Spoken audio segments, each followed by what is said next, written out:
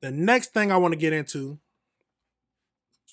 Collin County. Collin County has had their very first murder conviction from fentanyl. So this is the first that's happened in the county under a new law that they passed. So we're going to watch that, hear about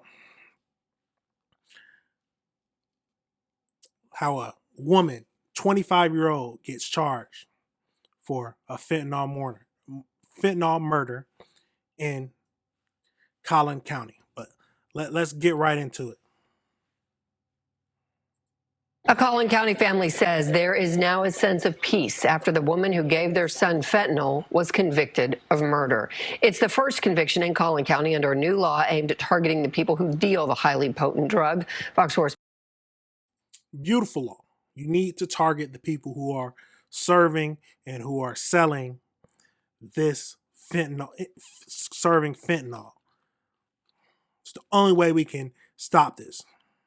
Just like any kind of drug, we need to go after the people, bring it in, selling it. That's the only way you can stop it. So especially so our kids cannot be affected by this.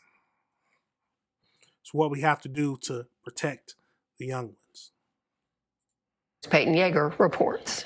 This McKinney mother has been following this case, and she's been waiting for this week, a conviction. Now this case could set precedent in Collin County as the DA's office continues to work more fentanyl murder cases.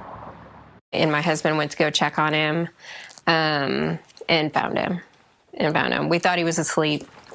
He wasn't. So, yeah, it was. No parent should have to find their young teen child overdosed. Or is it a problem with the parent supervision? Or is there just always going to be a way that you're not going to be able to watch your kids 100%?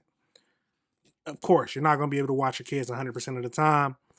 The main thing I think it comes down to is parenting, instilling values into your son. But we don't know what this kid's situation was like. We don't know how his parents taught him. We don't know if this was out of the blue. I don't know. They might specify it, but at least my thinking is it all comes down to what you talk to your kids about. What do you explain to them? And how you guide them growing up to what kind of choices they're going to make. If they decide to try and experiment on drugs, what they try to experiment on. Because you can always do they should never. You don't know kids. There's a lot of peer pressure. There's a lot of go to a party, alcohol. It's more than likely that they will, not 100%, but it's more than likely that they will try some kind of alcohol, especially alcohol, but the main thing you can do is teach them at a young age and instill values in them that they can use going forward to make their own decisions when they are alone and away from their guiding parents. But let's keep getting into the video. That was the worst day for sure.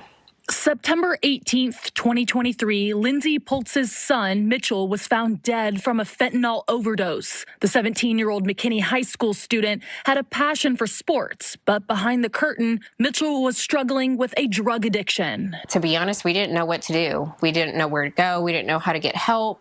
From counseling to inpatient facilities and outpatient facilities, the Pultzes tried to help. One day, Mitchell contacted 20-year-old Sienna Armour through Instagram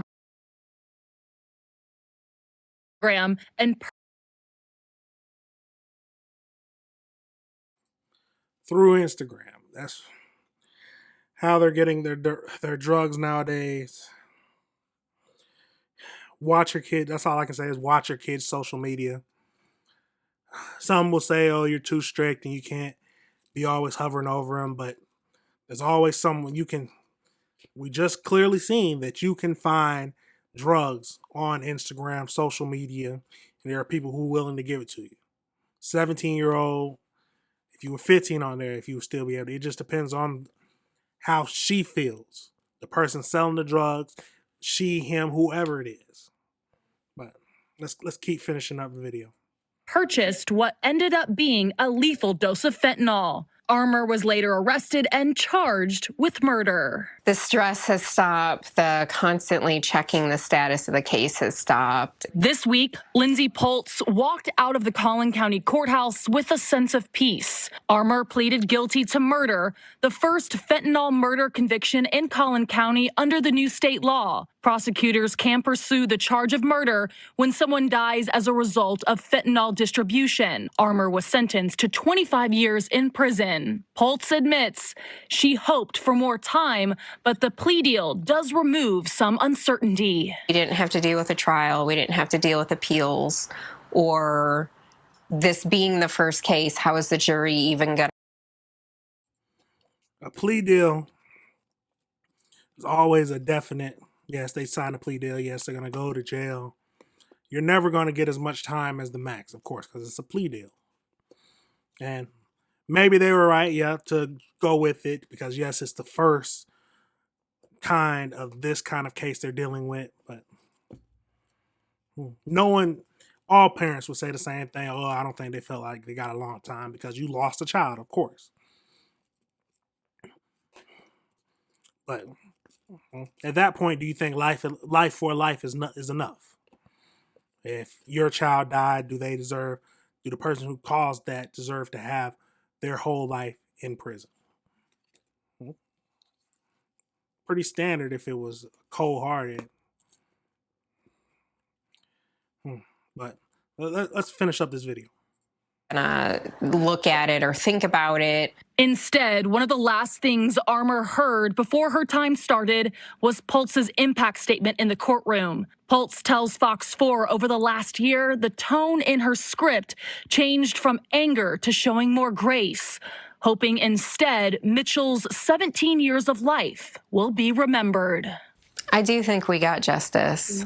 I am very grateful. There's a lot of families out there in the same spot we are, and they didn't even have a detective look into it. We want people to see and hopefully. I can't imagine you not even having a detective look into it. That's crazy. Change their mind on what they're doing and dealing drugs and dealing with fentanyl, that it's not going to be just a tiny drug charge anymore. It's going to be more than that. Armour's sentence, 25 years. However, she will be eligible for parole in 12 and a half years. The Pultz's plan to be at that hearing. Peyton Yeager, Fox 4.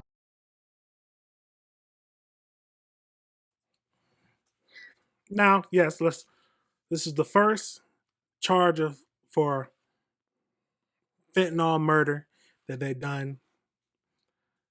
You need to be able to get these people off the streets. It's no ifs, ands, or buts about it. Maybe with this case, they will more will be able to go to court and get charged for, and at that point, hopefully, no one would be selling fentanyl. But if someone wants it, there's always going to be people to sell it. It's a sad fact, but it's a fact in the end. Now we're going to keep track of this. And we're going to look at more instances that this pop up that they go into this, and just we're going to watch any new laws that pop up that could shed some more light or that are being passed to stop the fentanyl epidemic, because it is an epidemic. And we have to protect the main people who we need to protect are the kids. And the kids are the most vulnerable into having to deal with this. Crazy world we live in. All right, everybody, remember this is AC Reviews the Word. Remember to like and subscribe.